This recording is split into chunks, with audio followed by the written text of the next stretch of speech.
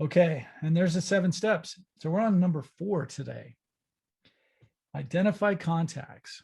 Okay, we're gonna start out with the LinkedIn alumni tool. This is a great way to access it, but the other way is just to open up your LinkedIn and go up here to the search bar and go to Brigham Young University. So just search BYU. This will come up.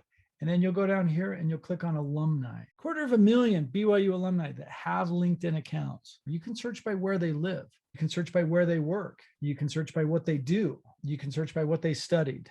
Let's look in Georgia. So by clicking that plus add sign, it opens up that dialog box. Let's just look at the greater Atlanta area. Most of them work at Delta. A lot of them work at Home Depot. And so this is a way to identify some companies that you may not know about. There's 2 major problems out there. Number one, it's easy to apply online. And so everybody does. And then everybody knows the big names. And so if it's easy to apply, these bigger companies are getting bombarded with applications all the time.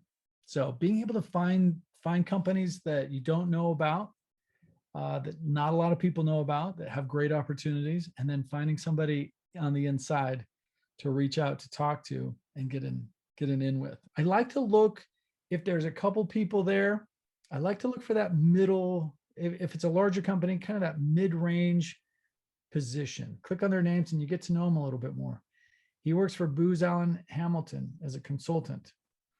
He's been there 8 years. Got his MBA at Georgia Tech. Looks like he did an internship. So he's been there for a while. Consultants, the thing about the nature of their job is they get to know a lot of different people. Someone that's been in the Atlanta area, or he's going to know a lot of people down there. Number one, people that he works with in his own company, people that he works with in terms of clients and what their needs are. And as a BYU grad, hopefully he knows a lot of people in his ward. If there is a company that you are interested in, and you're like, man, I would love to work for this organization in DC, that's when you come over here and you just kind of type the name in, and it comes up, and there might be alumni that work there, or there might not be. The other thing that you want to look for when you find somebody working in the area is to explore where they've worked. Okay. She's been 5 months at Children's Minnesota.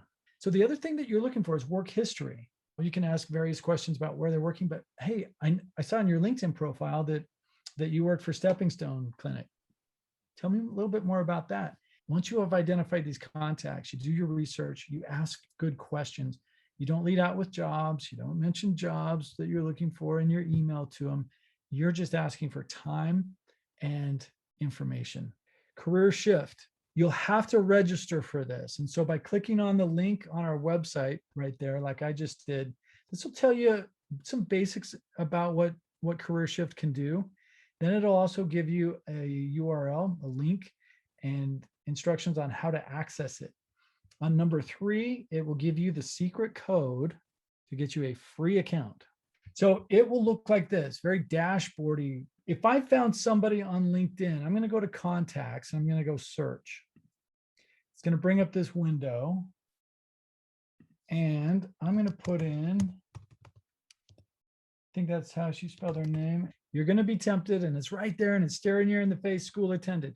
Don't put BYU. Don't put anything in this. Because Career Shift, when they get information, they rarely will bring over someone's school. And if you put BYU in there, then it's going to, and it's not on her profile, she's not going to show up. So one thing you can do is you can activate the search by area, and you can put in Minnesota.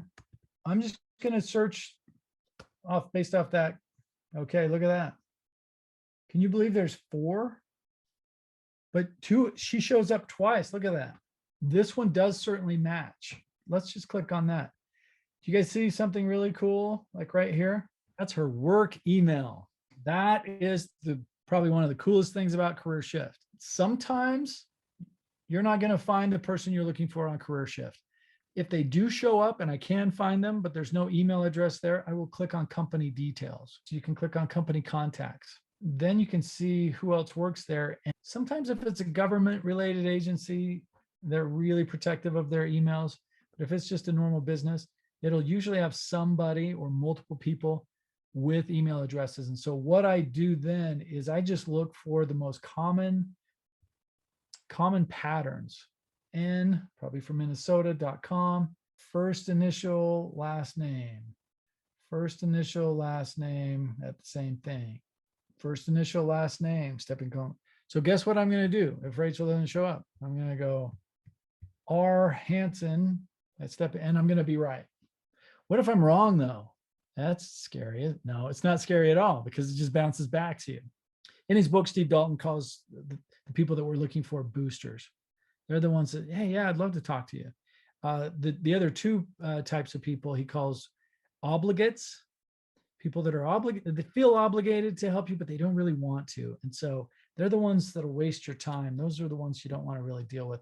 And the curmudgeons, they're the ones that won't even respond. And so they're not nearly as harmful because you just never hear back from them. Give them 3 business days to respond. And if they haven't responded, then just shoot a little friendly follow-up. Because a lot of times people will just kind of ignore something from somebody new, but if they get a follow-up, it's like, oh, they are serious. And yeah, I should follow up. If you don't hear from them, after that, in the next 3 or 4 days, move on to somebody else. BYU Connect, it's there. If you click on that link, you can sign up for your own account. You can search it very much similar, like explore the community. If you're looking for people, again, there's probably less than 10,000 alumni on here, but this is hanging fruit, not a lot of fruit, but it's low hanging. So you can search by location, by major, by industry, more filters and everything like that. So when you find somebody, let's just say Mark, you're going to see something very similar to LinkedIn. You're going to see the name, what he does, a little bit about him. This is just like LinkedIn. They put the content in themselves, but he's on here and everybody else is on here. And this is why it's kind of lower hanging fruit. They're on here because they have a willingness to network and mentor. And so if you want to talk to Mark, you just click on that, and then it actually will walk you through how to build your message, whether it's career exploration, expand your network, or reconnect if you knew him already in a former life. But it'll give you a template.